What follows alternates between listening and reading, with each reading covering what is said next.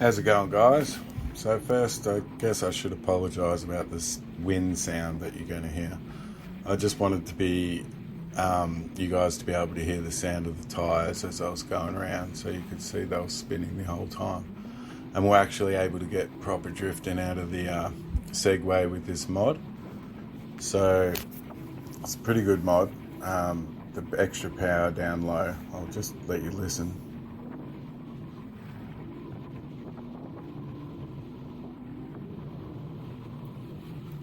So you can see we're pretty much being able to do complete drifts now. So I'll tell you why I did this mod. So my cart that I got only could do 30 Ks with me in it. I got it second hand, and even with it unloaded, we could only get it up to 33. So that's just on a stand, accelerating with no load. So I thought maybe the battery's just tired, so that's why I went to do this mod. I'd seen a video by Andy Kirby where he basically run through what he did. So I was like, yep, I'll go do that. Some of the drawbacks, I got off then because I'd completely torn the back tyre to shreds. It was nowhere like that when I first went for that drive, and just having those wheels spinning all the time, it just really burns the tyres out. And not only just the back wheels, but the front wheels as well. I'll put the front wheels on here.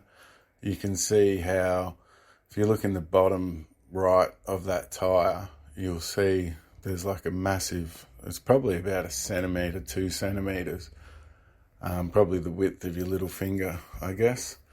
A lip that just doesn't get used on the tyre at all. There's a company that's built some drift knuckles for the Segway. I'm not sure if you put those knuckles on if you'll be able to adjust camber, so that gets rid of that problem and wears the tyre more evenly. But it's so much fun drifting the whole time.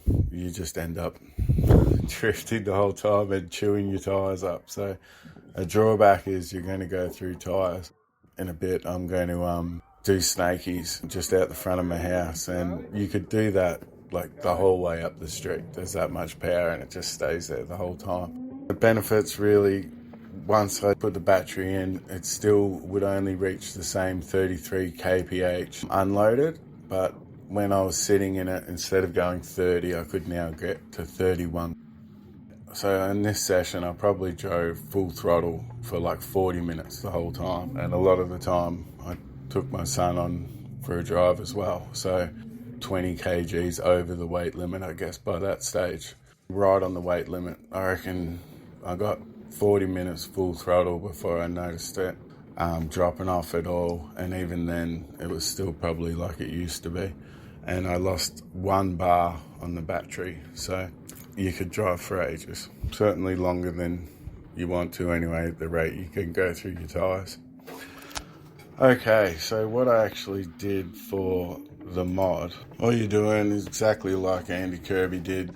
You're just getting 3 LiPo batteries and making up a simple cable that makes them run in a series, and then you connect that to the battery, so it basically just turns the battery into one big huge battery while it's running. I'm not going to show you exactly how I did that. It's anyone with, even like, I used to race drones, so I have, I guess, a basic level of knowledge on electronics, and I already knew how to do this. And even then, because it's so dangerous, I got one of my friends, and shout out Brett, much appreciated all your help, and just had him go through it with me the whole time. Because if you don't know what you're doing, you have no business doing this mod and taking batteries apart. And many people would argue you shouldn't really be doing it anyway. So recommending that nobody do this mod. I'm just showing what I've done. As Andy Kirby said, using 2 different types of battery tech, and they can, bad things can happen if you don't do it properly. You're not aware of things like keeping battery voltages the same between the 2 battery types, so they don't try and charge each other. So don't do this at home. I'm just showing you what I was able to do. So what I'd do differently if I had to do it again is I would probably use batteries with a higher C rating. We just wanted, because it was the first time we were doing it, we wanted to just make sure we're definitely all good on that front. So, but yeah, I'd probably use batteries with higher C ratings. The batteries I got are good, solid workhouse batteries, but when I was racing drones, I definitely would never have used those batteries because of their C rating. I would have used a different brand. So it would have cost an extra like $100, I guess. So, but I think I definitely would have done that next time. Also, the battery case. These batteries, I guess they're sort of like vape batteries that are all hooked up to run in the series, like what my batteries do, the external batteries do. So it's basically a big series of individual batteries all connected together. But how it's connected in the case, I'm assuming there's glue down underneath, I don't know. My battery was okay, so I obviously didn't want to break it. But if there was people with dead batteries, it'd be good to know how that, if you could get that battery out of the case, because then that would allow you a lot more room to work with wires, just how it was set up, where you've got to connect. It was very, very fiddly and hard to get to do to make sure I knew it was actually super solid. So being able to know how those batteries come out would make that process a lot easier and be able to be done with better proficiency. I've got myself a Go-Kart Pro 2 controller, so I'm going to put that in, and that's technically should give the kart, it should make it go to 43 k's an hour, especially unloaded, and loaded hopefully 40, 41. That'll be the next thing that I put into it to see whether it wasn't the battery that was making it not go to the right speed, so maybe it was the controller board. Could possibly be motors, I guess.